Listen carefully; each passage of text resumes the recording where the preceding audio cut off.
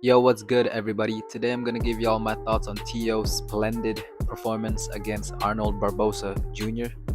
Yet another example of the reality of a life, and that is the fact that hard work will never truly overcome gifts and talents when they too put in the hard work.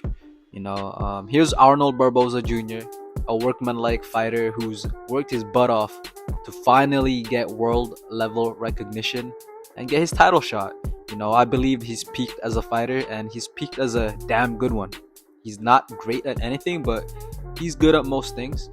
Good enough to beat other world level fighters, right? Multiple times over. On the other side, though, is Teofimo Lopez. Now that man right there has something Barboza doesn't have, and that is it. He has that it factor. Tio is simply special, blessed by God. Tio is athletically superior in everything compared to Barboza. His boxing attributes are just a cut above Barboza. For me, Tio's poise jumped right out the screen right in the first round. He came in relaxed, comfortable, and confident, as if it was all just fun and games for him.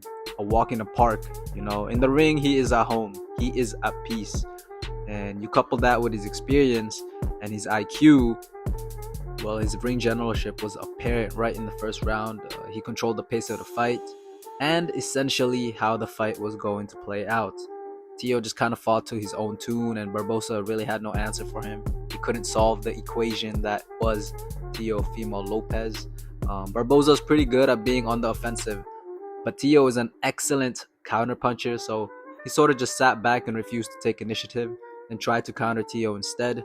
The problem with that is Tio is such a dynamic fighter who is superior to him in every way, meaning he was quicker, he was sharper, had better IQ, had better timing, he was more explosive, and he hit so much harder.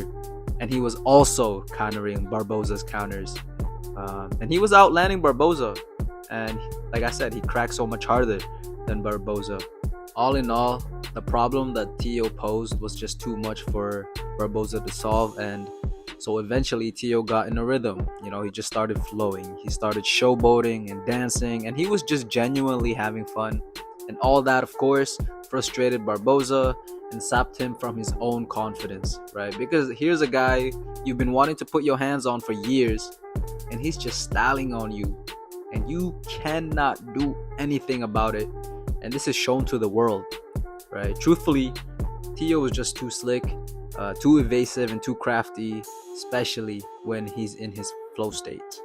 I would describe him as abstract art. He's just him. When he's being himself and letting himself be, you don't really know what you're gonna get, but you can see the beauty in it.